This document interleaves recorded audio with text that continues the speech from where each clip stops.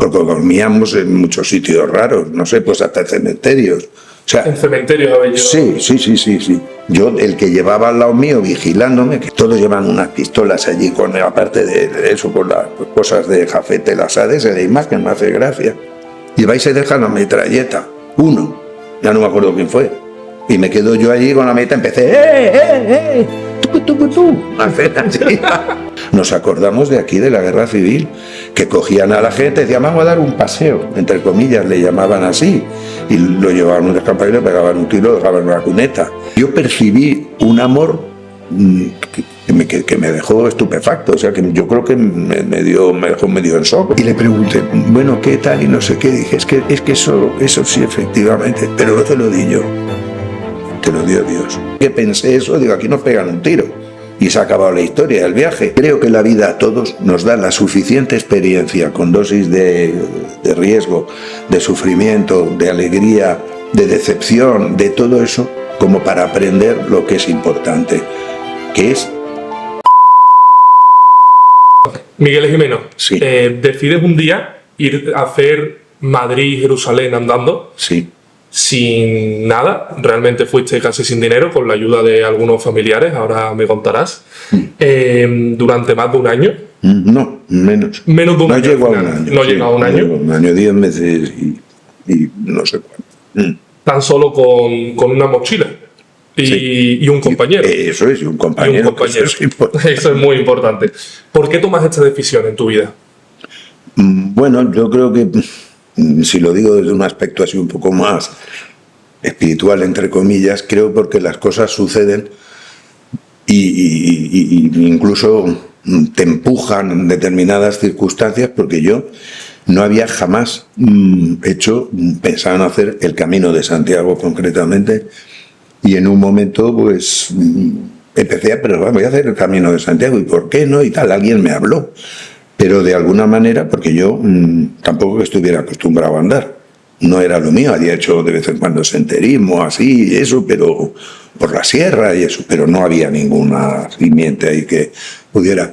Pero lo hice, que allí conocí a mi compañero al tercer día, o cuarto, y fue una cosa muy, muy bonita, muy, desde todos los aspectos, desde el aspecto de la naturaleza, también desde el punto de vista de encontrarme un poco conmigo mismo, porque el hecho de que luego ya fuéramos juntos y tal, no quiere decir que fuéramos todo el tiempo hablando, sino que por la noche y tal coincidíamos, había veces que íbamos andando porque hicimos buenas amigas.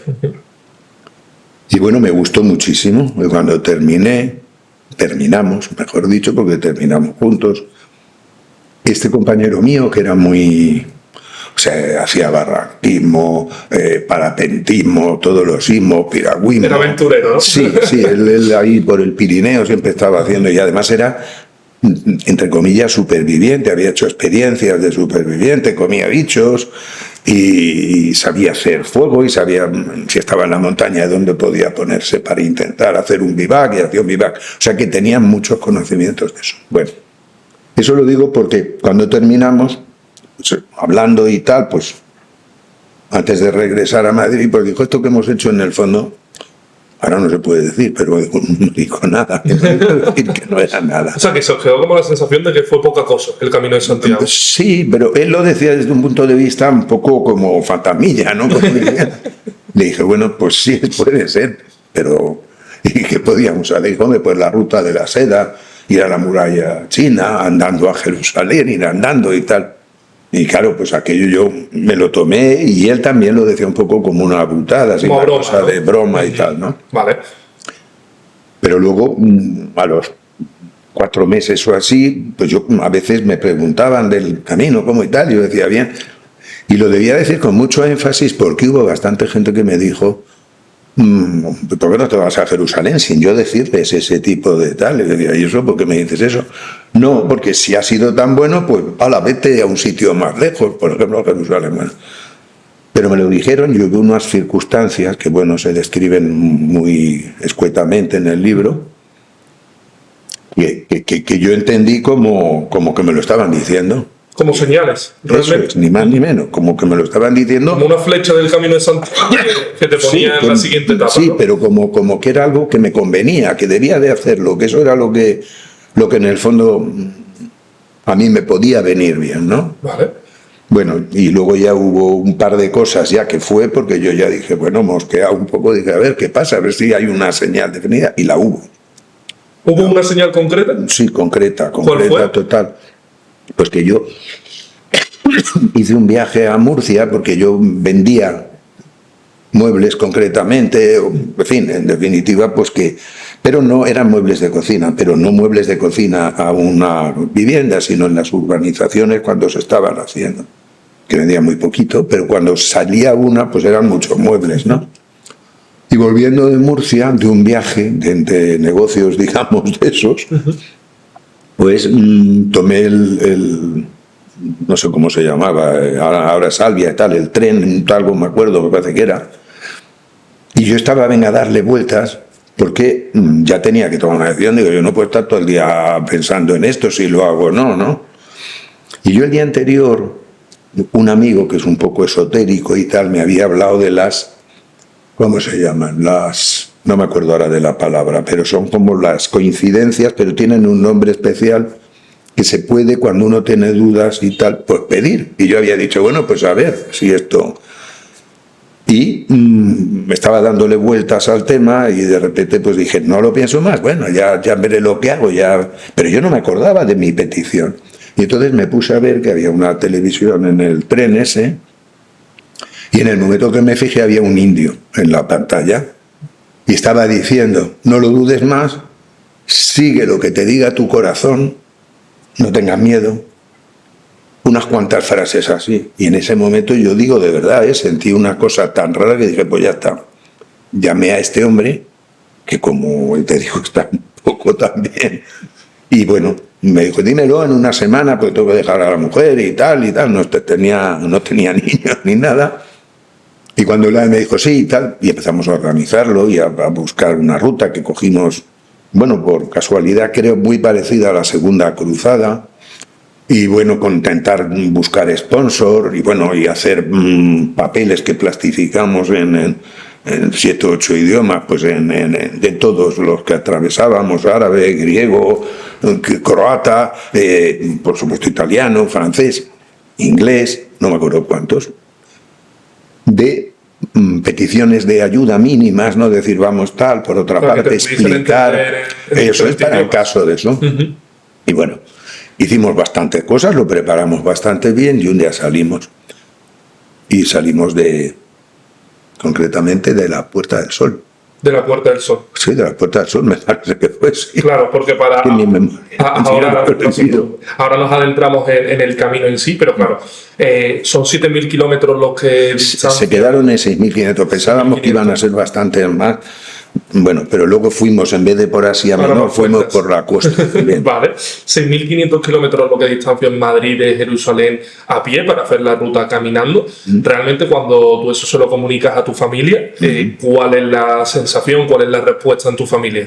Primero que eso que no lo hacía, que no lo podían conseguir. Que era una locura, ¿no? Que era una locura, que tal. Luego que no me hablaban. Tal. ¿No te hablaban? No, que me amenazaron, no te hablamos más, mis 3 hijos, tengo 3 hijos. O sea, para que no te vayas, papá, no te vamos a volver a hablar. Coaccionar, es decir, hasta que hubo un momento que yo se lo dije con tanta tranquilidad, pero decía, oye, puede ser una locura, pero a los 15 días me puedo volver.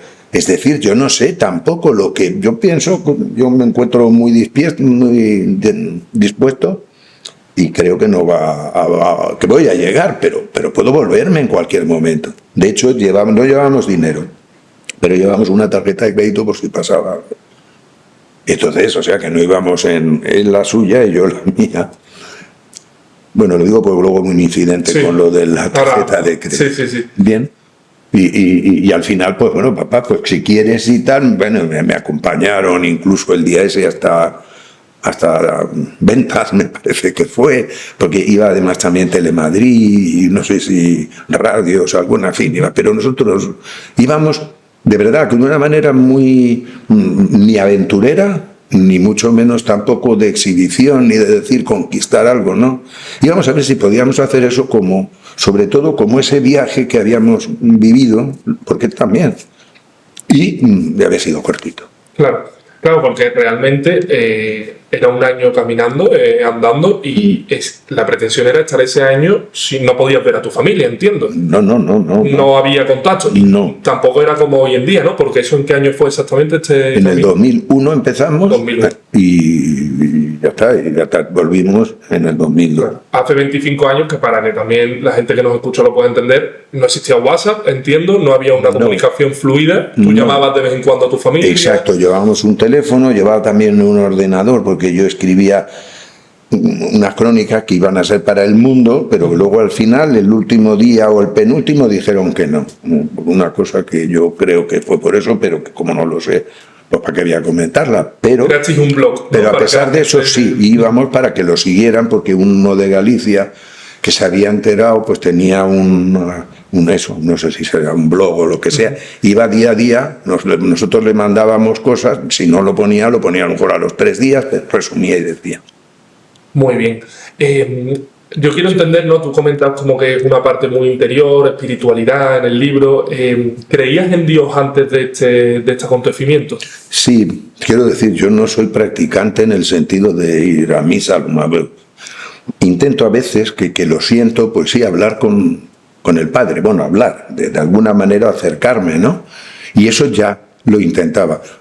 Jesús era una figura para mí muy importante, pero lo ha sido siempre, quizás porque me eduqué en la religión cristiana y a lo mejor yo tenía una cierta tendencia, porque eso yo creo que también hay algo que viene, no quiero decir por la genética, pero por las experiencias, por lo que sea, ¿no? Y bueno, pero sin más, no, era espiritual, no religioso. Es decir, luego nos ayudaron muchos curas, otros curas y franciscanos, o quiero decir monjes, monjas, de todo. Otros que no, que nos decían fuera, ¿no? Pero no tenía nada que ver. Nosotros pensábamos pedir ayuda. Prueba de ello es que fuimos al arzobispado y nos hicieron una carta diciendo que íbamos andando y que cualquier miembro o comunidad de la Iglesia Católica jugara a ayudarnos. Y nos ayudaron. Pero bueno, los que más nos ayudaron fue la gente pobre, pero eso ya llegaremos después. Hablas mucho en el libro de la figura de Jesucristo. ¿Quién es Jesús en tu vida y qué experiencia tienes en la peregrinación que te marca y que aprendes, ¿no?, de Jesús en ese camino? Bueno, la idea que tengo de Jesús es que es mi maestro. Yo añado mi amigo y mi hermano. Es decir, yo pienso que tiene esas 3 connotaciones para mí, de que ha sido una guía. Quizá porque yo lo he buscado, yo al final pienso que más me ha buscado él a mí, pero eso ya entra, porque considero que hay algo, que yo no sé lo que es, ni por supuesto creo que sea un Dios que me vaya a juzgar, ni que yo tenga un pecado antiguo, no, como mucho sería lo del karma, que hubiera reencarnaciones, porque he leído algo del budismo y tal, y eso me parece incluso como posible, pero no sé, no tengo ni idea de qué hay, pero es que no quiero decir sé, pero me atrevería a decir ahora mismo que sé que hay algo. Y que es algo que no tiene en ningún aspecto nada que ver con nosotros. Quiero decir, siempre humanizamos, ¿no?, todo esto, ¿no? Ya hubo una persona que lo humanizó, que fue Jesús. Que fuera que lo mandara el Padre o lo que fuera, pero en cualquier caso significó un cambio, sobre todo, de la ley del ojo por ojo y diente por diente que había desde entonces en todo, y en Roma y en toda la historia de la humanidad, y empezó a hablar de la prójimo y de amar al prójimo y de ofrecer la otra mejilla, en fin, cambiar, aunque no le hemos hecho caso, ¿no?, porque solamente hay que ver cómo estamos en todos los sentidos, pero está ahí. Está ahí. Entonces, para mí eso, pues, no que sea un tipo que vaya a practicar mucho, pero mucho que me enseñó el viaje, intento un poquito tal y ser un poco generoso y amoroso, pero lo consigo muy poquito, ¿para qué voy a decir? En el propio viaje, creo que tú no lo llamas milagros, no sé si lo llamas la providencia. La providencia sí, y a veces milagritos. Milagritos. Pero sí que te van pasando una serie de que quiero que nos cuentes algunas, ¿no?, de cosas que tú veías que más allá de lo que estamos acostumbrados en el día a día, eran como una ayuda que tú tenías en el camino y que te sacaron de algún aprieto o algo que tú veías que era diferente a lo que estamos acostumbrados en el día a día. No sé si nos puedes contar alguna experiencia. Sí, claro, porque lo cuento en el libro y en el gordo, que es el del viaje. Porque fíjate, está escrito después de 20 y tantos años y es más una reflexión ya. Sí, es el último que... Sí, eso es, pero que decidí escribir porque dije, pues esto que yo siento y qué tal, pues lo voy a decir. Van a decir que estoy como una cabra, pero me es igual, yo lo digo por si a alguien ya le viene bien, por lo que sea. Y hubo varias, pero desde el principio yo tenía una confianza ciega y una confianza que yo creo que hacía que las cosas, no sé cómo decir, o sea, nosotros no podemos influir, voy a hacer una pequeña digresión no filosófica, pero sí de resultado de esas experiencias. No intervenimos absolutamente nada, ni tenemos que ver con la genética que tenemos, ni dónde vamos a nacer, ni cómo vamos a nacer, ni de nuestra familia, ni después de todas las cosas que nos van. Todo nos es dado, desde los pulmones, por decir algo, y la posibilidad de andar, por la posibilidad de pensar, la posibilidad de querer. Todo es un regalo, digamos, un regalo que a veces parece envenenado, porque se pasa mal también. Entonces, yo tenía ya, digamos, barruntos al mes de eso, de decir, bueno, empezar a ver eso, empezar a ver que todo estaba, de alguna manera, bueno, no de alguna manera, todo estaba como organizado. Y además que estaba organizado, y me di cuenta repasando mi propia vida, en la cual había habido fracasos, y había habido muerte, y había habido de todo, que todo en el fondo me había traído hacia donde estaba en ese momento. Es decir, que de alguna forma era necesario para ser yo, el que era en ese momento. Todas esas experiencias, buenas, malas. Y eso desde el principio, esa confianza la tenía. Y es que no es fe, es confianza. Por eso luego hablo de la providencia, ¿no? Y la seguridad también de que estaba haciendo lo que debía hacer. Eso en principio, ya a los poco tiempo y tal. Y luego, en el transcurso de España, sobre todo, ocurrieron varias cosas que afianzaban la idea del camino y de que lo íbamos a poder hacer, que íbamos a terminarlo y que además era lo que debíamos hacer. Entonces, ocurrieron varias en España, no sé, una muy cerca de aquí, en Alcolea del Pinar, me parece que se llama, que andando y tal, pues de repente vimos una piedra gigantesca que hay y un individuo hace 5 años se le había pedido al ayuntamiento porque tenía no sé cuántos hijos, lo que tenía entonces, ya sabes, había 12, 14 y tal, o lo que fueran, eso no lo recuerdo ahora, y había estado picando durante no sé si 40 años y se había hecho una casa dentro, pero con cuadra, con servicios, no servicio como ahora, pero quiero decir, un sitio donde tener su posibilidad de, como decía antes, de hacer sus necesidades, dormitorios, tal, algunos muebles que tallaba en la misma piedra, por ejemplo, bancos, cosas de esas, ¿no? Y cuando salimos de ver todo eso, que era una cosa prácticamente increíble, pues no me acuerdo si fue Kiko, me lo dijo a mí, Kiko era mi compañero, o yo el que le dije a él, le dije, oye, ¿te has dado cuenta de que esto, naturalmente, ya el otro, es que no puedo asegurarlo, entonces, esto es un mensaje. Esto nos enseña que con tesón y con la idea de hacerlo y tal, se puede hacer cualquier cosa. Pero cualquiera, es que es por impensable. Lo que pasa es que eso ya es una disquisición posterior. Normalmente nos dicen, no, yo no puedo hacer eso y ya está sacado. Yo no puedo hacer como el Carlos Soria subir 8 miles y uno de ellos con 80 y no sé cuántos años, ¿no? Pero se hace. O sea, todo es cuestión de otro tipo de mentalidad y de eso. Esa.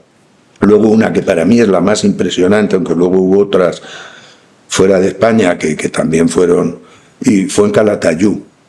En Calatayud pues nos metimos porque dormimos varias veces en albergues de mendigos, del ayuntamiento, no me acuerdo cómo se llaman, hay fundaciones de esas.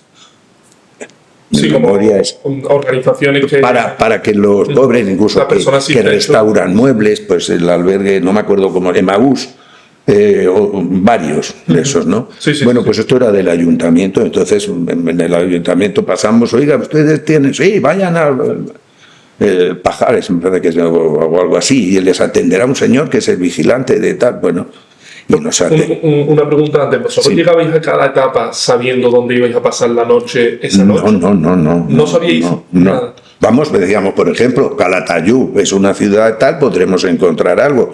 Aunque también digo que cuanto más grandes las ciudades son más peligrosas. Es decir, es cuando no hay... Porque dormíamos en muchos sitios raros, no sé, pues hasta cementerios. O sea, ¿En cementerios habéis llegado? Sí. No sé si 2 o 3. Creo que 3. Pero yo siempre hago un chiste, que allí se duerme fenómeno, porque todo el mundo está callado. Ahí no hay nadie. Allí no hay quien te moleste. Pero, sí, pero que es... Bueno, como te moleste a alguien va a ser preocupante. No, y decíamos, incluso un nicho, si llueve, si está lloviendo, te metes allí, bueno, estás en el nicho y te duermes igual. No te da miedo, pasa allí. No. Nada. Otra de las cosas que es que no tuvimos miedo en ningún momento. ¿No pasaste miedo en ningún momento? No.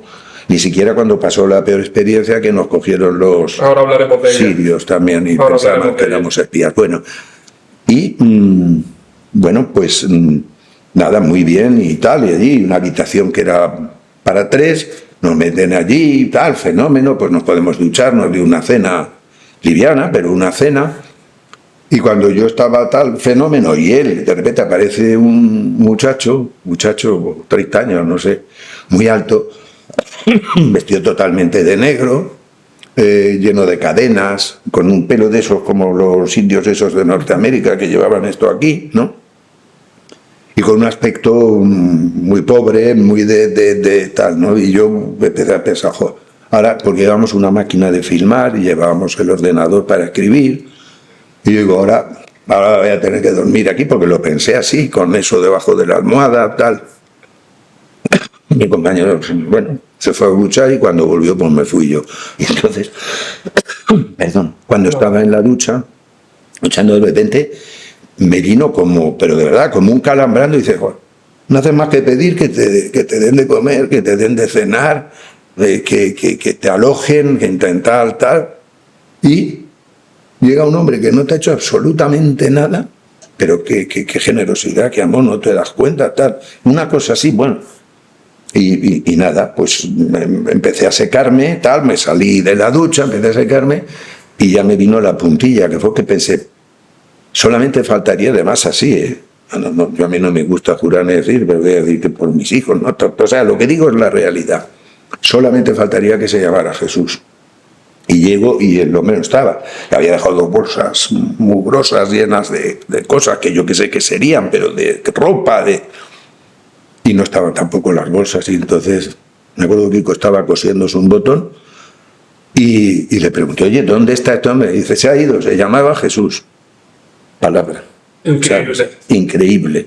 Te quedaste de pie, entiendo. Sí, yo creo que se me saltaron las lágrimas, pero de repente me di cuenta de la cosa positiva. Esta es otra lección, porque había habido alguna ya más pequeña, ¿no? No puedes pedir lo que no estás dispuesto a dar. Tienes que empezar dando, tú no empezar, pero tienes que llevar la disposición de dar. Si no, estás engañándote, ¿no? De alguna manera, estás haciendo una cosa que te crees y no la estás haciendo. Porque si esto es... Todo eso me vino a la cabeza ya tal y cual. Eso para mí fue muy importante. Luego, en Croacia, ya te las cuento, las 3 más que más llaman la atención, porque había muchísimos ejemplos de generosidad que eso fueron en la vera, de la gente más pobre que te puedes imaginar, los kurdos y los albaneses, que en Grecia pues están muy mal vistos y tal, pues conviven a lo mejor en una habitación 7 u 8. Y me acuerdo que nos daban lo que tenían, que era café, y había una cafetera y la ponían en medio y un vaso, y venga a pasarnos el vaso y tal, tenían lo que, y eso nos lo daban, ¿no? Aparte de dormir. Que os abría la puerta de su casa. Pero totalmente. Sin conoceros de nada. Nada, que yo reconozco porque yo había vivido en un chalet en el Escorial, que a mí me vienen 2 individuos con nuestro aspecto ya, por ejemplo, porque eso ya fue en Turquía, llenos de barbas, mugrientos en muchas ocasiones, porque no teníamos oportunidad de lavarnos, y yo tal hubiera pensado, mis hijos. Después de un día entero caminando, que estás sudando. Horrible, ¿no? Y entonces yo hubiera pensado, yo desde luego, si hubieran venido, no los hubiera cogido. Ahora, no sé lo que haría, pero Quiero decir, mi intención. Pero en ese momento tu pensamiento era ¿cómo me están admitiendo si yo no lo hubiese hecho? Algo así, ¿no? Sí, decir, joder, qué gente más. Sí, yo leyendo tu libro me ha pasado de decir que gente más generosa. Sí, muchos. Bueno, y en Croacia, iba por Croacia, creo, pues una mañana empezamos a andar y habíamos estado. Era una zona que había terminado hacía meses la guerra. De hecho, estuvimos con el ejército español en 2 sitios, en Mostar y en la República de Brska, que eso no hay quien lo pronuncie. Y había una zona de guerra que había pues restos de guerras, de camiones, de armas, bombas, incluso en el suelo, me acuerdo, clavadas que no habían explotado. Y estaba todo con cintas. Pero nos dijeron, gente que no había casi nadie, eran kilómetros y kilómetros, todas las casas reventadas, con un sistema que utilizaban muy barato, que era poner una bombona y una vela arriba y abrir la bombona, y entonces reventaban los techos y tal, porque los que vivían allí eran serbios, o croatas, ya no me acuerdo de cuál, pero bueno, lo hacían los dos. Cuando entraban en una casa de uno de otro, hacían ese procedimiento barato y tal. Bueno, eso que nos lo dijo el ejército del capitán Burda, del español. Cuando dice, sí, por eso que habéis pasado, estaba todo, que había sido ocupado por unos, por otros, y unos entre otros y tal, acabaron en eso. Bueno, y yo no sé por qué, cuando empezamos a caminar, le digo a Kiko, oye, no te preocupes que hoy vamos a poder comer bien y dormir bien. Y eso, ¿por qué dice eso? Porque vamos a encontrar dinero. Y bueno, te imaginas, digo, no. ¿Eso a ti te vino de la nada? Es que le dije, es que lo sé, o sea, no sé, y no es que me hubiera trasladado en el tiempo, que eso me pasó alguna vez, pero eso me pasaba y ni me enteraba, luego resultaba, decía, pero ¿cómo llevo andando todo esto? No sabía que había estado andando, pero había andado un montón de kilómetros, ¿no? Pero eso no tenía ninguna consecuencia más que yo mismo decir, joder, si es que pierdo un poco la noción del tiempo aquí, bueno, cuando llevamos tantos, 30, no lo sé, 30 kilómetros, has hablado de una bolsa en la Carcenes, en la parte de la cuneta, eso, que había siempre, en todos los países hay mucha mugre. Y veo como una bolsa, como de plástico, que tenía un corazón colorado. Y yo sigo andando, un corazón colorado, sí, como si fuera de bombones o algo así, pero no recuerdo más que el corazón, pero yo no me fijé más que en la bolsa, y sigo y digo, anda, es ahí donde está el dinero. Y Kiko, que venía 10, 15 metros después, desde mí, le digo, oye, ¿has visto? Dice, sí, lo he visto, sí. Digo, vuelve que ahí está el dinero que te he dicho. Y se vuelve. Bueno, al principio no se volvía, me decía, vete tú, tal, esas cosas, ¿no? Pero al final dijo, bueno, vale, me vuelvo. Veo que se agacha y hace así, digo, ¿cuánto hay? 100 cunas. Digo, mira que hay más. Digo, ¿y tal? ¿Cuánto hay? 20, ya. Eso es lo que hay. Ese último detalle me encanta. Cuando lo leí me encanta. ¿Cómo se que además era menor. Que no lo sé, yo se lo dije. Qué impresionante. Luego él lo decía, porque además ese día, no sé si dormimos con unos franciscanos, no hizo falta el dinero, pero luego nos vino muy bien, porque atravesamos zona de esa, de guerra y tal, y no había nadie y tal. Que había veces ni agua, que bebíamos agua y nos bebíamos 2 litros. Yo no me explico cómo podíamos beber tanto cuando nos daban agua y venga, y jarras y venga, y ponían, y más, y mucho. Bueno, y nada, luego Kiko cuando eso lo decía, en los días siguientes, pues como los curas que nos cogieron, que parece que fueron ahí unos curas, pero tampoco sé dónde dormimos. Creo que fue un cura y una señora que había, tal, pero bueno, Kiko les decía, es que he cogido el dinero y no me lo creo. Y yo he cogido el dinero, yo me he agachado y no me lo puedo creer que este hombre diga que tal y que luego... Bueno, esa cosa. ¿Kiko era creyente? No, Kiko había estudiado nada más que lo que es primaria. Y era una especie de autodidacta, era un hombre muy sufrido, muy eso.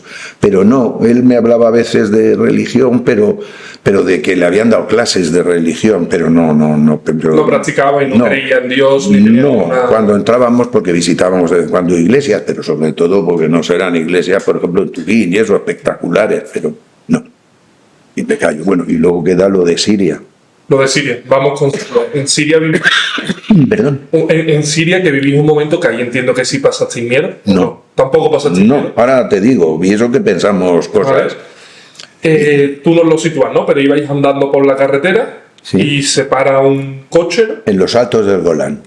Le digo porque es una zona que no es tal, está controlada por los sirios, pero que no es ni de Israel ni de Siria. Y yo creo que debía haber controles también israelitas en otro lado, por allí, pero nosotros... El país estaba en plena guerra, ¿no? ¿O todavía? No había guerra. Es una cosa que había quedado, creo que como consecuencia de la guerra del Golfo, o no sé qué, que había quedado ahí entre medias. Es que eso, la historia esa no lo sé. En definitiva, sí sabemos que era, o sea, nos dijeron que eso no se podía pasar allí porque eso era un territorio que no era de nadie y no podían transitar, no podíamos, eso nos lo dijeron los polis. Me va a ir la tarde sin hablar de las conclusiones. Y bueno, pues de repente llevamos unas lucecitas en ese momento rojas que nos había dado Coronel Tapioca, que nos dieron toda una equipación muy buena y además nos dieron otra en Milán y luego otra en Grecia, en Benitza o no sé dónde. Bueno, no, es que me da rabia porque hoy en día se me van muchas cosas de eso y a veces me vienen y otras no.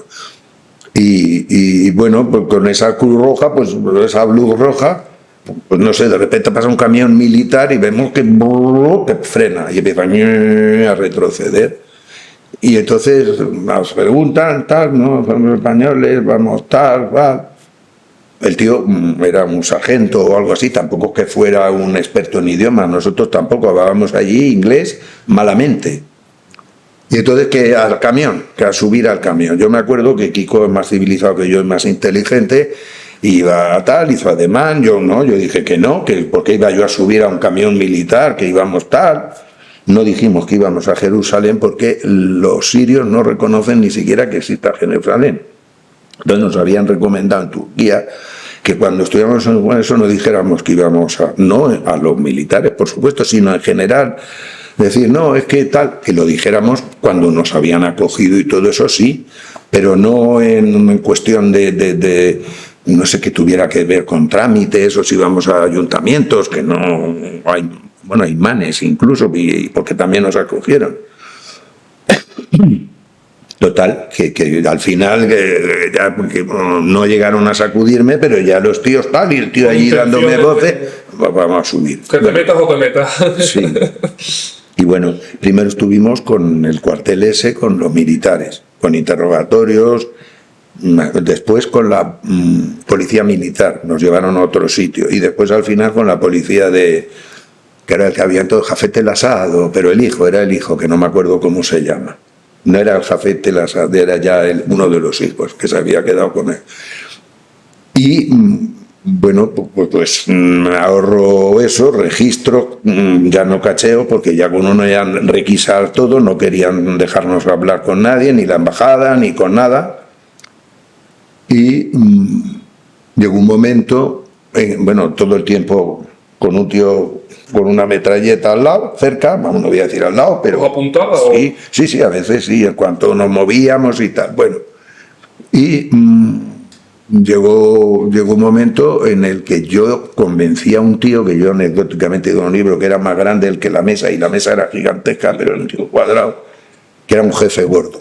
Y al final, que había un capitán también, traduciendo del inglés, con registros, vieron todo lo que habíamos grabado desde Turquía, del final de Turquía hasta que nos habían eso, repasándolo, bueno, y con interrogatorios y tal, y al final dijeron, bueno, nos dijo el hombre ese que podíamos seguir, pero que nos iban a llevar, y le dijimos, llévanos no me acuerdo, el pueblo donde nos habían eso, ¿no? Que por donde íbamos, donde ya sabíamos que había otro pueblo.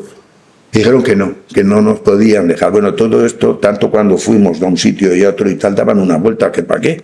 Que luego Kiko me dijo, esta gente lo que quería era que no supiéramos dónde estaban. Pero no taparon los ojos, ¿no? En ningún momento. No, eso no, pero siempre con los dos tíos del camión.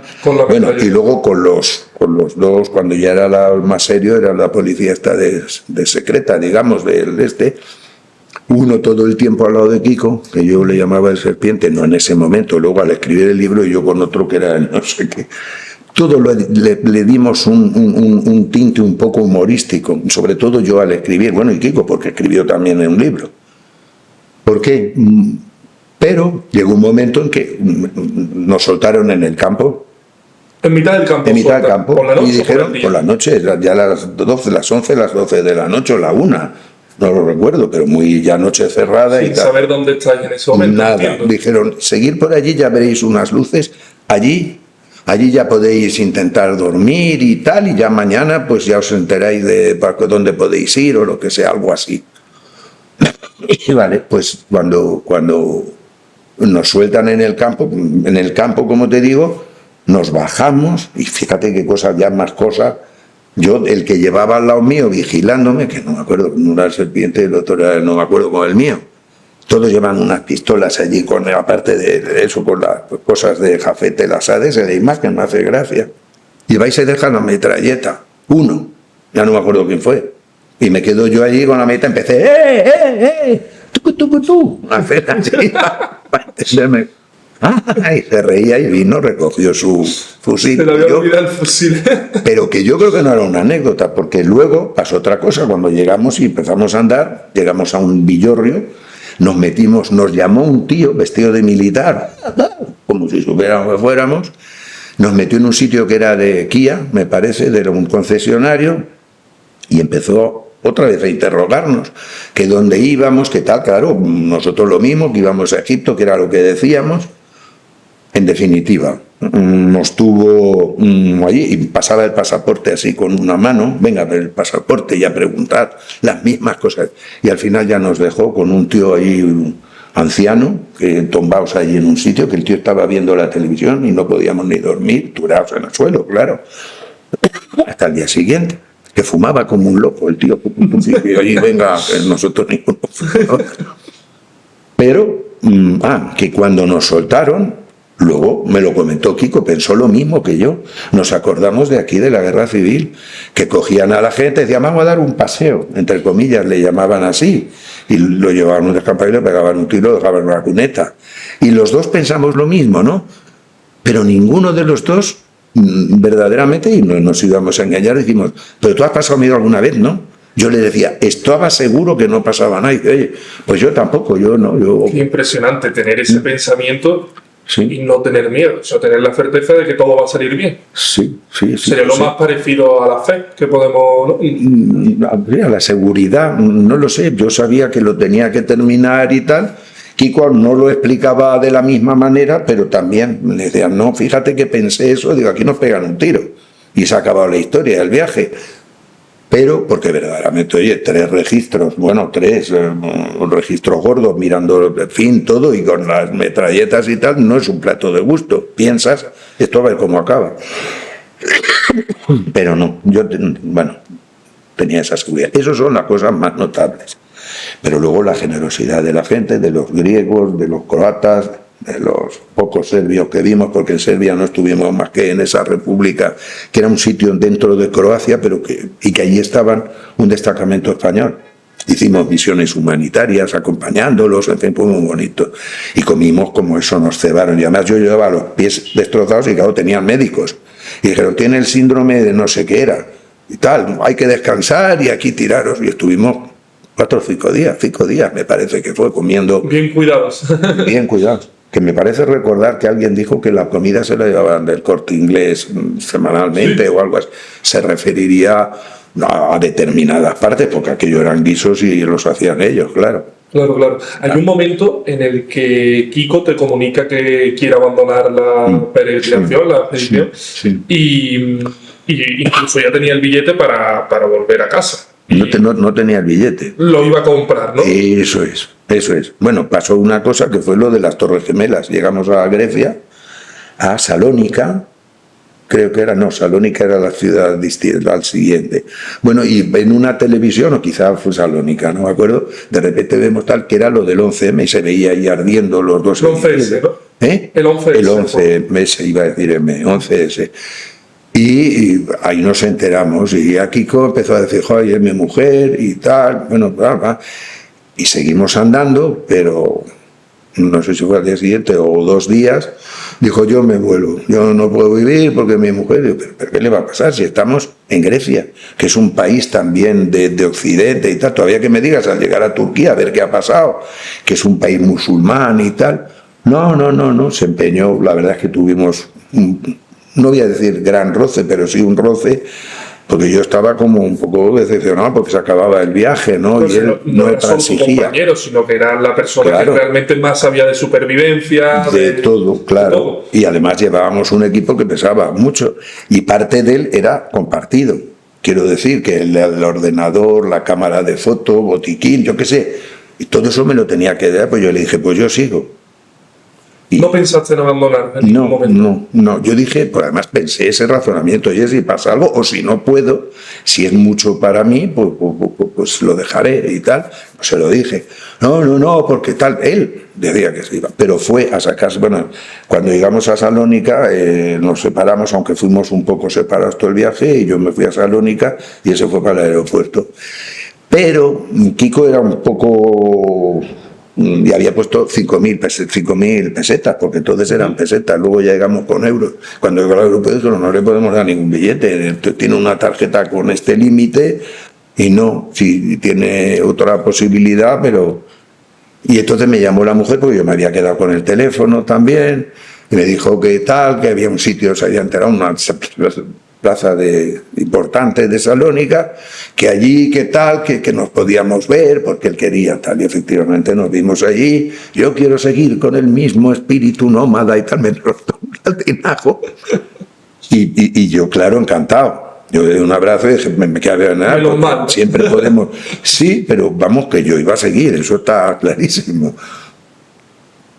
Que luego, a lo mejor no hubiera seguido, ¿no? Luego tuve otra ocasión también, que estaba lloviendo mucho, nos metimos con un tío más raro que yo sé qué, que nos puso una pistola encima de la mesa, no sé por qué, que venía de Holanda, que había estado trabajando en Holanda, era un turco.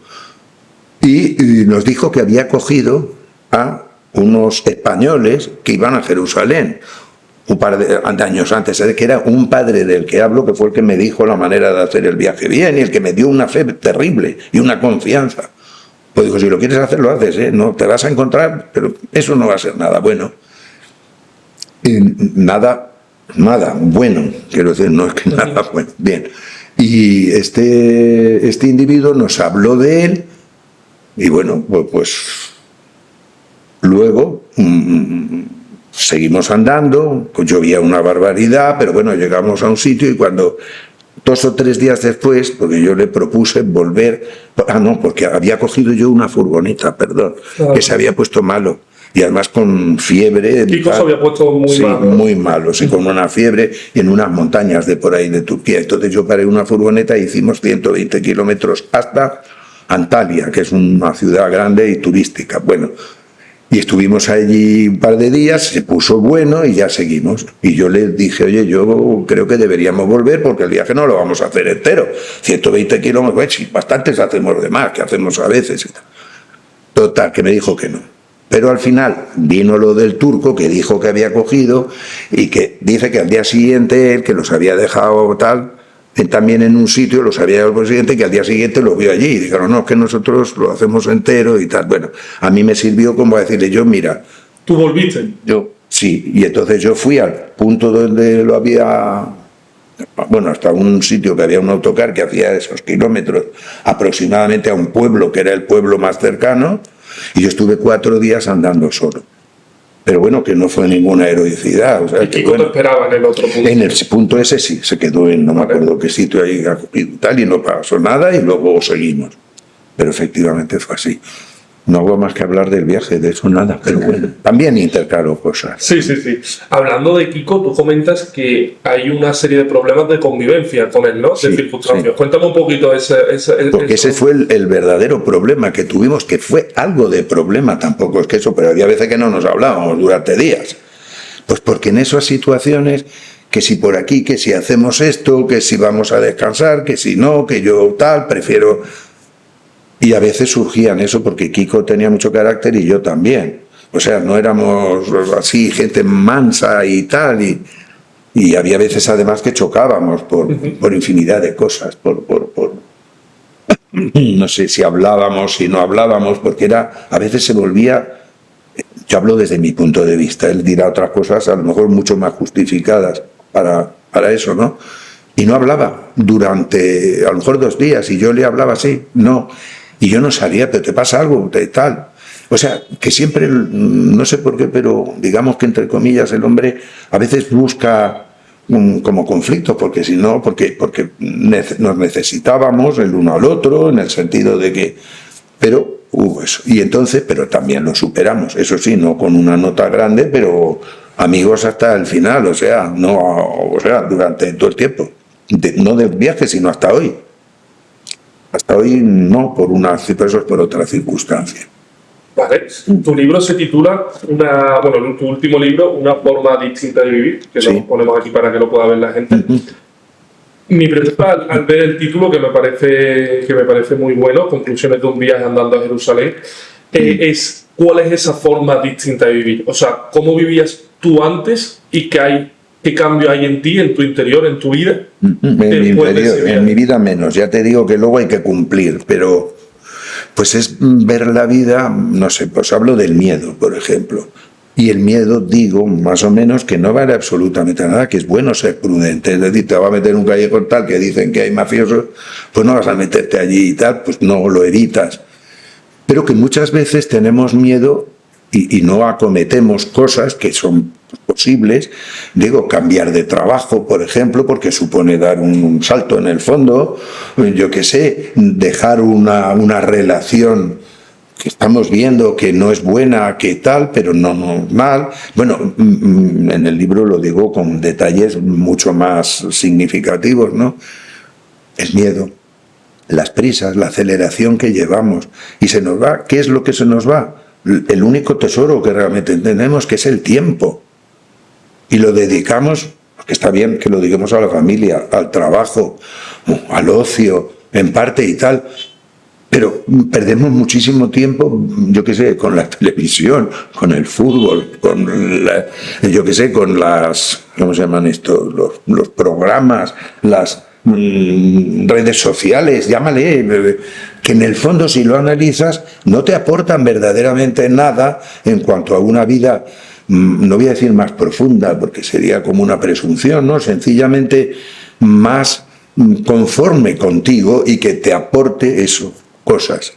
Y entonces ahí hablo, no sé si lees los capítulos del amor, por ejemplo, y hablo de la diferencia, que yo he llegado a esa conclusión, ¿no?, que hay entre el amor humano, que yo creo que el amor humano tiene una inspiración del Padre, como yo digo, de eso que digo que no sé lo que es, ¿no? Pero concibo el ese, por ejemplo, yo quiero mucho a mis hijos, ¿no? Estoy divorciado, pero he querido a mi mujer, he querido a mucha gente y tal, pero ese cariño en el fondo es egoísta. No voy a decir que es que sea obligado, pero sino que hay una compensación, que te quieren a ti también. Y yo creo que el amor, bueno, el más generoso quizá que yo creo dentro del humano, ¿no?, pues es el de la madre, que es el que es capaz, pues a lo mejor de dar la vida. Bueno, también se puede dar por un amigo y tal, pero que no es que sea una exhibición constante de amor lo que hacemos, sino es una exhibición constante más bien de egoísmo, y que también tiene que ver con el amor, pero que está como muy imbricado en el asunto del amor con el egoísmo, ¿no? Y yo creo que ese amor del Padre debe ser algo que es verdadero amor, y una aspiración que está latente, que es el amor un poco del que hablaba Jesús, que es el amor desprendido, el amor sencillamente, no sé, por un tío que han apedreado ahí, unos tíos que le han sacudido y tal, que es la parábola de buen samaritano. Yo qué sé, los ejemplos que él dice, y poner la otra mejilla, y la confianza, decir, oye, ¿tú has visto los lirios del campo? Los lirios, ¿quién los cuida? Los cuida el Padre, y míralos, están y nadie parece que se ocupa, pero está el Padre. Y lo mismo los pájaros. Habla y pone ese tipo de ejemplos, ¿no? Entonces yo lo veo como mucho más cercano a algo desprendido, como un regalo, como algo que deberíamos agradecer e imitar en la medida de lo posible, que no tenemos nada que ver con el jefe, como le llamábamos Kiko y yo al final, pero por lo menos intentar. Yo creo que en esta vida lo más importante es la experiencia, es decir, que si tenemos un objetivo, yo no entiendo por qué estoy aquí, y normalmente ni el hinduismo, ni el budismo, ni los musulmanes, ni el cristianismo han dado una solución, porque te dicen cosas que en primer lugar están contaminadas por la propia religión como es, cómo se ha constituido, etcétera. Pero yo creo que ese amor que te digo del Padre es algo, no sé, infinito, que no tiene nada que ver con religiones, que es algo que tenemos dentro y que esa experiencia que venimos aquí es lo único que nos llevamos, pero nos ayuda a evolucionar. Creo que hay más. No sé lo que habrá después, pero no creo que haya un fin. Creo que somos, en fin, chorradas de las que digo yo aquí, eternos, y somos infinitos en el tiempo y formamos parte de algo que es la unidad y que hemos venido aquí como la parábola del hijo pródigo.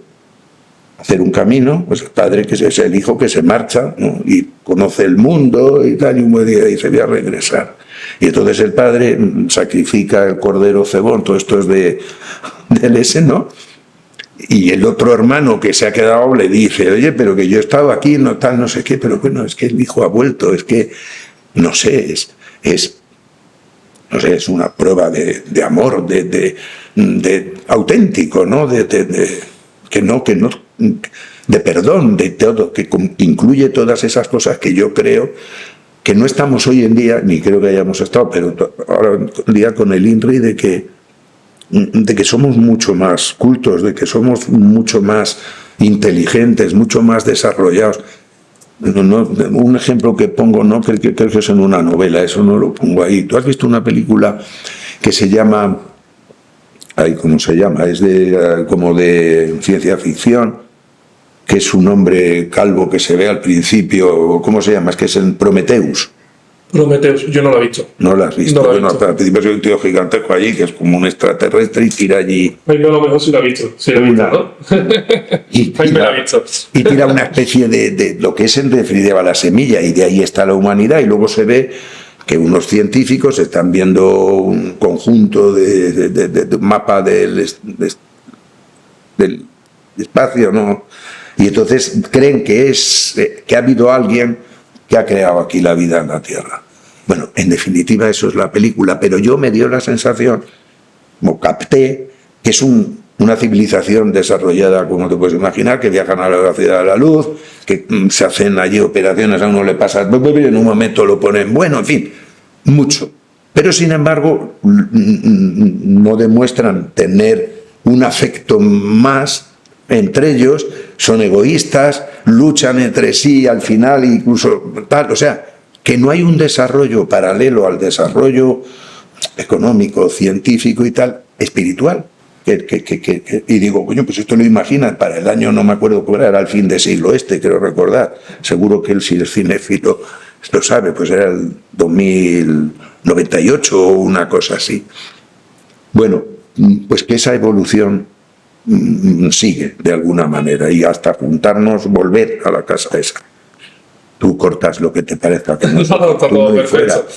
Hablas de al final la importancia de la experiencia, sí. Y tú has sentido el no tener nada en el propio camino. Sí. ¿Qué se siente escapar de la comodidad del día a día y sentir que realmente no tienes nada? Que si te digo algo, sí, te puedo decir que felicidad, pero eso suena tan chusco, Felicidad. Pero que no, sí, porque dices, es que en realidad es que tengo de todo, porque al final todas las veces, hubo alguna vez que, yo me acuerdo una vez que tomamos en 24 horas un caramelo, vale, tienes hambre, pero no, o sea, que en definitiva no era un hambre muy gorda, no era ninguna heroicidad. Muchas horas sin comer. Sí, a veces sí, porque no nos daban, porque no teníamos posibilidad. Bueno, comíamos a veces de lo que pasábamos, y pasábamos por una terraza a lo que sobraba, no sé cómo decirte, no había, a veces comimos, me acuerdo eso en Francia ya, fruta podrida a base de quitarle lo malo y tal, y lo comíamos, que teníamos los pájaros y los lirios del campo, o sea, que en definitiva dices, no estoy solo, siempre tengo solución, no sé cómo, pero siempre, y de hecho todos seguimos en la vida, y se nos muere gente, y lo pasamos mal, y nos despiden de la empresa, y hay gente que acaba en la calle pidiendo, pero no deja de ser otra experiencia. Y además una experiencia necesaria para que la gente vea. En fin, eso ya es un rollo filosófico que más o menos digo algo, pero eso es. ¿Piensas que los bienes nos corrompen? Yo creo que cuando es desmesurado, sí. Es decir, yo creo que una persona que tiene un coche normalmente quiere tener un coche mejor.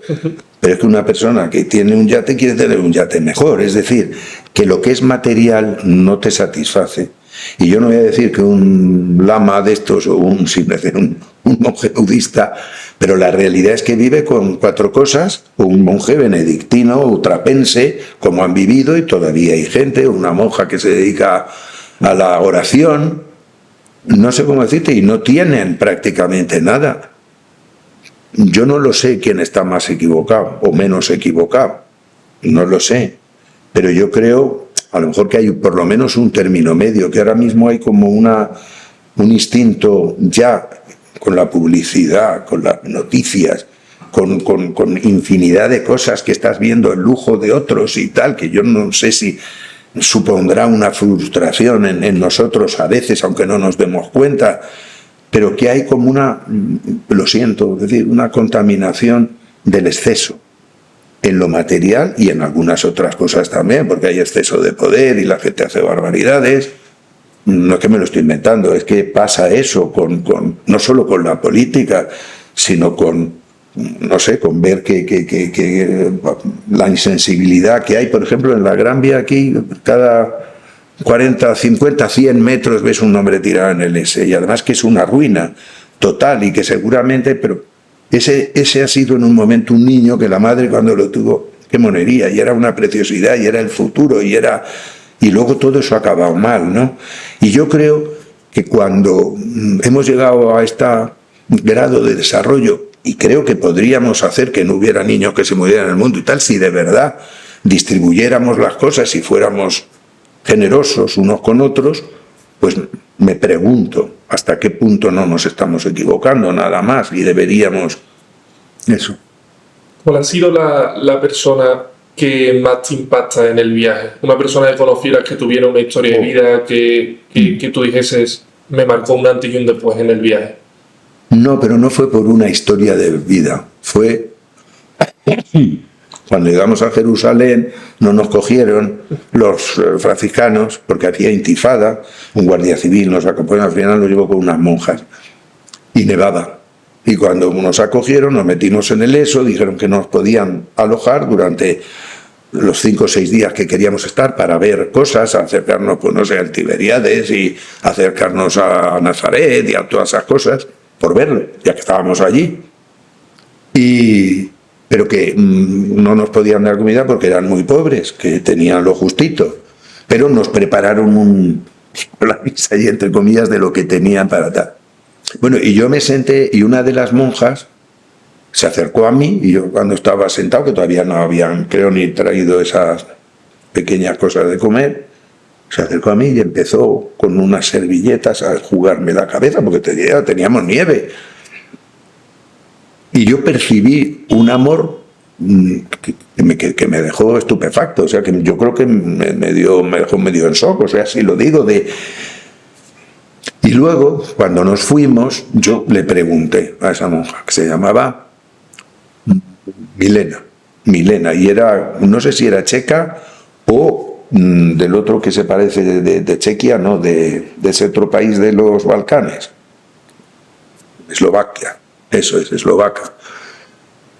Y le pregunté, bueno, ¿qué tal? Y no sé qué. Dije, es que eso sí, efectivamente, pero no te lo di yo, te lo dio Dios.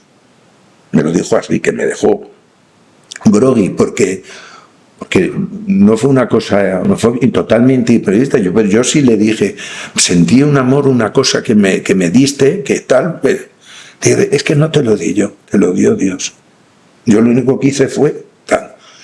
Pues eso, que no fue un ejemplo de vida, pero eso sí fue, o cuando llegué y al día siguiente fuimos a la tumba de Jesús y yo me metí allí y estaba solo, había una persona, pero se fue, yo estaba ahí arrodillado y entonces yo pensé, bueno, ahora levito. Además eso fue lo que pensé, después de todo ese viaje tal, y en ese momento, no quiero decir hoy, pero me di cuenta de una manera que me llegaba tal, y digo, ¿pero qué quieres? He estado contigo todo el tiempo. No te he dejado ni un momento. He podido enseñarte, he podido tal. ¿Qué quieres ahora? ya tienes todo lo que tenías, lo que buscabas. Eso lo sentí en el fondo de mi corazón y de improviso, pensando lo contrario, pensando en una cosa como diciendo, ahora esto va ya culminado, tal, no. Eso. Ahí lo diré mejor, supongo. Sí, en el libro recomiendo a todo el mundo que lo lea porque la forma en que lo explicas, además se ve una profundización interior muy, muy grande, ¿no? Que quería preguntarte por esto, ¿no? Entiendo que el viaje, aunque ibas acompañado de Kiko, pues también tenías muchos momentos caminando en soledad, aunque él estuviese delante o detrás, mucho silencio, al final sales de todo el mundo moderno que hemos creado. Entiendo que descubrirías una serie de cosas en tu interior. ¿Tuviste una confrontación contigo mismo? ¿Te gustó lo que descubriste? ¿Qué sentiste interiormente? Es que yo creo que no me dio tiempo a una reflexión, sí a una percepción de cosas. Como te he dicho, estoy donde debo estar. No tengo por qué preocuparme. Y hay un momento, y además eso pronto, quizá después de Italia, cuando entramos en los Balcanes, después de Trieste, era ya una percepción de tranquilidad, de que seguir, de que llegábamos, pero no hubo, como dices, no sé, te he entendido, como una reflexión de decir, bueno, lo que estoy haciendo yo antes era, después, no, lo viví. Claro. Sería una manera de decirlo, porque no había... No, estaba tan metido en el presente, yo no entiendo ni cómo presente. seguía. Yo no entiendo ni cómo seguía, ni cómo jamás me planteé la posibilidad de volver, de retroceder, de decir, bueno, voy a tomarme 15 días, de tomarme. No. Estaba seguro de que eso era lo que es. Creo que eso pudo transformar mi vida mucho más. Pero luego yo no he sido consecuente. ¿Por qué?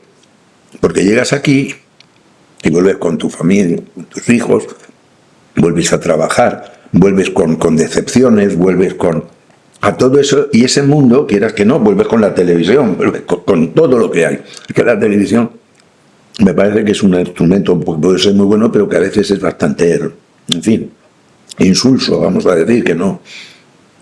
Y entonces, quieras que no, todo eso te impregna. No es lo mismo andar andando por ahí y subir una montaña y pasarlo pipa, porque porque ahí es como que estás muy condicionado, muy por todas esas cosas, y entonces no puedes tener esa misma sensación. Pero creo que hay un rescoldo que a mí no me ha transformado, pero me ha enseñado por lo menos. Y he dado unos pasos hacia esa posibilidad que yo digo que de evolución. A lo mejor cuando venga fundido en negro, cuando me muera, pues vale. Tengo una ventaja, que mientras tanto yo, como creo, no quiero emplear otra vez la palabra sé, después de todas las cosas que eso, pero voy a emplear, sí, sé que hay algo más, lo siento, lo siento por las noches, lo siento en momentos que no tienen nada que ver con religión ni con nada de eso, sino que vienen y me afirman en esa idea, ¿no? Pues mientras tanto pues vivo pensando que este sarao y este cachondeo y esta parte negativa también, que tiene una continuidad que es distinta. No es que sea, pero que puede ser algo mejor en el sentido de evolucionar. Por eso hablaba de la experiencia. La experiencia creo que es algo que venimos a... Hay un cuento que me contó una persona que era de Argentina, que dice que estaban los humanos ahí en el paraíso, está hablando contentos y tal, y se pasó Dios al lado. Y le digo, oye, ¿qué pasa que estáis tan...? No, pues que nos estamos dando cuenta que tenemos todo, que somos, no sé, la pera, que necesitamos esto, fruta, tal, que todo tenemos. Y dice, bueno, pues esto, qué bien, ¿no? Y dice, bueno, pero es que nos hemos dado cuenta que nos falta algo. Y le dijo Dios, ¿y qué es? La experiencia. Y les dijo, ¿queréis tener experiencia? Dijeron sí, y aquí estamos. Qué bueno. Terminaba. Qué bueno. Entiendo que en tu vida, como todas las personas, habrás vivido unos momentos de sufrimiento. ¿Qué ha significado ese sufrimiento en tu vida? Esas experiencias. Pues quizá eso, a posteriori experiencia. Al principio dolor, y al principio puedes decir decepción, pero yo creo, no sé, que que es que también todo eso no vale para nada, el dolor. O sea, te quiero decir, vale, y no lo puedes evitar. Pero cuanto antes reacciones, yo por ejemplo en el libro, creo que en este cito, dos mujeres, que una estaba al borde de ya de morirse, bueno, un cáncer y tal, y otra mujer, no me acuerdo que sí, que le había dejado el marido. Y una tenía como una actitud muy positiva, que era la que se iba a morir. Y decía, bueno, pues yo tengo tal, he vivido, he hecho esto, eso no sé qué, bastante tengo, que tal, y he sido tal, y he tenido cosas malas y tal. Y la otra, sin embargo, estaba enquistada en el dolor, por decirlo de alguna manera. Y entonces, eso yo percibí, digamos, que como mucha evidencia, aunque que la actitud que uno tiene es fundamental, porque no va a quitarse ni la muerte de encima, ni que el marido vuelva, ni a mí que se me muriera personas que quería muchísimo.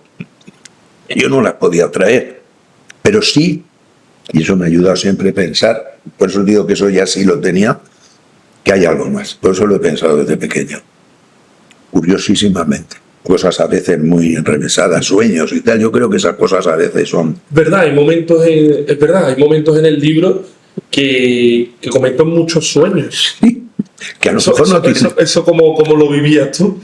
No, pero no son sueños en el viaje.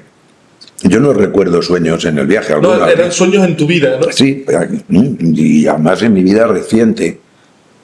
No, les he sacado punta, digamos, porque he visto que tienen conexión a veces con las cosas de la vida, pero no una conexión, no, como has estado tal, esto muy material, sino como una especie, como una lección de algo que tiene que ver con la vida que estás viviendo y además que tiene que ver con la vida reciente. Y yo pues he sacado conclusiones que son chorradas, igual que digo Steve, ¿cómo se llamaba? Hawking, pues que yo no me creo que él decía que era ateo, que me parece fenomenal, pero eso del Big Bang, porque para empezar el Big Bang tú lees y tal, y además empezó a decir que había una partícula, una cosa tal, que explotó, que tal, pero había. No ha sido de la nada, dice la nada, y de repente, pum, no. Buscan una tal, ¿y quién ha respondido a de dónde venimos, a dónde vamos, quiénes somos, para qué estamos aquí? Todas las grandes preguntas que ya se hacían pues por decir, los primeros filósofos, pues no están sabiendo contestar. Las preguntas que verdaderamente nos deberíamos quizá hacer con más frecuencia, ¿no? Intentar, que no vamos a conseguir nada, porque este mundo, la condición humana, el día que sepamos por qué estamos, dónde vemos, si somos eternos o si no, tal, pasaremos a ser otra cosa, porque dentro de nuestra constitución como personas humanas está la ignorancia, que es la vidia que dicen los hindúes, que vivimos en la ignorancia, creamos ahí con el ego una cosa y que son realidades que no son la realidad, pero en fin, eso ya lo yo mucho más. Pero bueno. ¿Te arrepientes de algo en tu vida? No. Además es que hay una evidencia clara. Es decir, si yo me arrepiento de, por ejemplo, cuando me separé, que fue un trauma, y fue un trauma sobre todo para mis hijos, porque bueno, tenían 14, 16, o sea, una edad siempre mala, siempre, porque incluso aunque se separe uno cuando tienen 40 y ya tienen que tratar, si yo retrocediera allí, no sería con la experiencia, sería aquel, y haría lo mismo. A ver si me explico. Yo, ese arrepentimiento, suponiendo que pudiera hacerlo efectivo, sería volviendo allí. Volver al pasado para cambiar un momento de tu vida, pero ya no serías el que... No, sería aquel mismo, porque no tendría todo lo vivido aquí. Es que eso es muy fácil decir ahora con la experiencia, pues, sí, pero yo era aquel y hice eso, bien o mal. ¿De qué me vale arrepentirme? Hay que tirar para adelante. Creo que tuvo también su parte positiva. Fíjate tú, aunque sea una cosa, porque creo que todo siempre tiene una parte que es, que sea dolorosísimo y tal, pero hay algo una enseñanza, digamos. Y sí, eso claro, es lo que hay que aprovechar. A ti si te viniese alguien y te dijese, te concedo el poder de cambiar algo en tu vida, alguna decisión que tú has tomado. Sí, pero con la perspectiva mía de ahora, Sí lo cambiarías. Y de eso, no, yo creo que tampoco. Eso no lo cambiaría porque si no, no serías la persona que eres ahora, porque hubieses vivido otra vida, Claro, otra ni hubiera experiencia, tenido, no serías- ni hubiera tenido pues los hijos, si hubiera sido una cosa anterior, no hubiera sido a lo mejor una chavala que me gustaba mucho y que yo podía haber hecho y tal, pues a lo mejor me hubiera casado y ya mis hijos hubieran sido otra cosa, si los hubiera tenido. No, yo creo, además, bueno, ya metiéndonos en barbaridades, yo creo que todo sucede al mismo tiempo y todas las posibilidades en el tiempo y en el espacio, que es una barbaridad, pero son ya cosas que manejan los de la mecánica cuántica y Sí, de... es verdad, hablas también de eso. Hablan del observador, ¿no? O sea, el observador que en este caso podría ser Dios, pero que ellos lo explican diciendo en la famosa experiencia esa de las partículas de las rendijas y tal, que lo que piensa él es donde se van las partículas, lo ven y están más o menos, no sé hasta qué punto, porque yo no profundizo en eso, pero como admitido que efectivamente hay en todo el observador es el que condiciona a veces la realidad. Voy a dejarlo ahí porque no sé mucho de eso. ¿Piensas hoy en día en la muerte, en tu muerte? A veces sí, pero no le tengo miedo. No le tienes miedo. Lo digo así, en un susurro. Y es el, mayor, es el mayor miedo que hay junto a la pobreza, a la muerte y a la pobreza. También, sí, y a la soledad, porque el abandono de la gente que quieres, hay muchos miedos. Pero no, en primer lugar, porque yo salgo beneficiado por no pensarlo, ya tengo mi idea de que creo que hay una cosa, primero, pero es que no es eso, es que no me vale para nada. O sea, ¿qué voy a evitar yo? ¿Voy a tomar más medicamentos si tengo una enfermedad? No, yo haré lo que sea por vivir, como es normal. Salvo los suicidas que llegan a un extremo y tal, que optan por eso, vale. Pero es que me parece un contrasentido tenerle, primero, la única seguridad que tiene que yo y todo el mundo tiene cuando viene a este mundo, ¿cuál es? La única, que te vas a morir. Nada más. Eso es una evidencia, que eso naces ya y lo sabes. Bueno, al principio no te enteras, pero cuando ya te desarrollas un poco y dejas de ser un bebé, pues bueno, ya sabes que la gente se muere, todos. ¿No ha habido alguno que no se muera?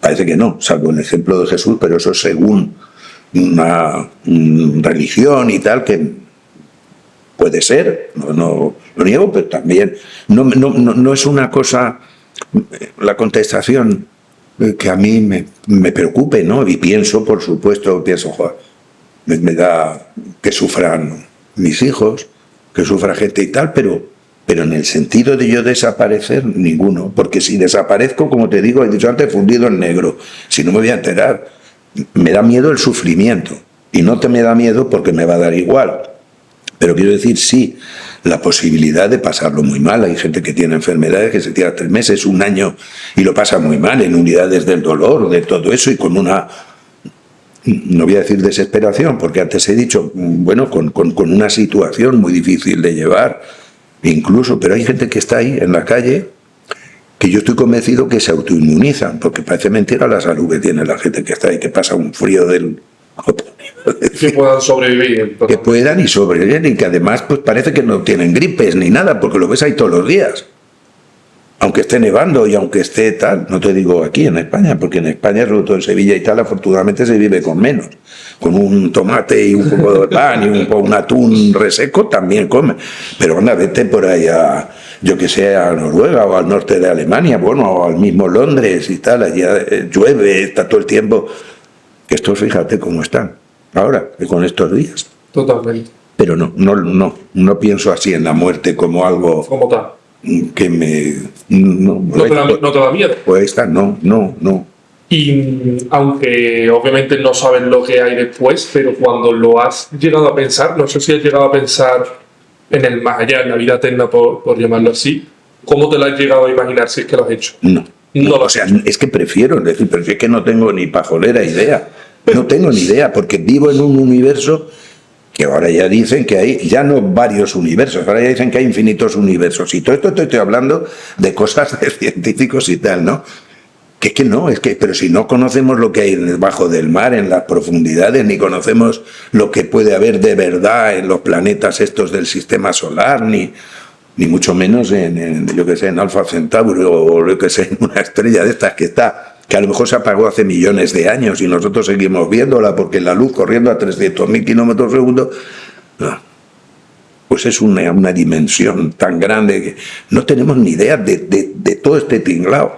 Y si yo me meto en disquisiciones de tipo así gordo, pues me declaro un microbio. Por eso me parece temerario tanto decir, pues no sé, la religión, la cristiana, no voy a decir la católica, toda, venimos con un pecado, que yo no tengo ni pajolera idea de qué pecado cometí, ¿no? Y necesito el perdón. Y entonces tengo que ser bueno, pero cuidado, que si yo nazco así y soy cristiano, puedo ser cristiano, pero si yo nazco en Marruecos y tal, lo lógico es que sea maometano. Entonces esos están equivocados. Y vamos a ir a las cruzadas y a lo de ahora del islamismo fundamentalista. No, son mis hermanos, todos. Y los de China y los de cualquier parte. Porque, entre otras cosas, ¿qué pasa? Que tienen mi mismo cuerpo, mis mismos órganos, pero también mi misma piedad, en su medida de otra manera, condicionada, el mismo amor a sus hijos, a su familia, el mismo miedo a perder el trabajo, la misma inquietud son iguales en el fondo. Por eso Jesús hablaba del prójimo, del hermano, del que es igual, en definitiva. Y a mí toda esa idea de él y del Padre, que él hablaba del Padre, por ejemplo, la parábola del regreso o tal, pues es la palabra Padre, me parece la definitiva, porque es la que me hermana con Jesús. Porque si era el Padre, es también mi Padre.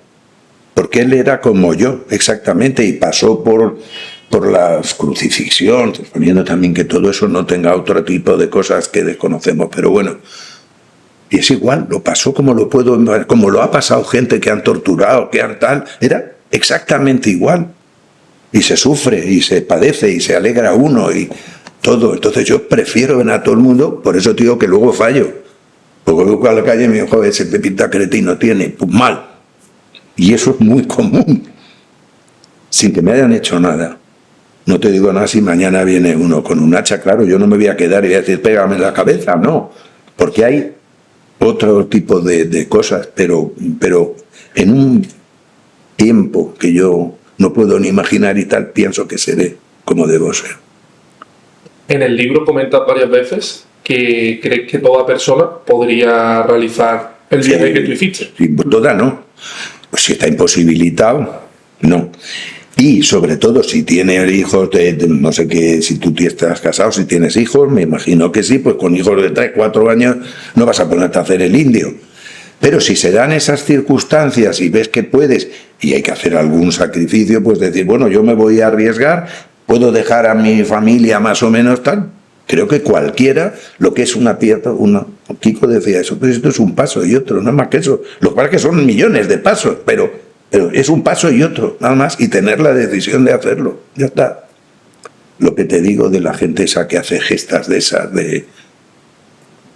bueno, Hernán Cortés y Pizarro, hay quien se imagina que van allí 14 tíos y tal, y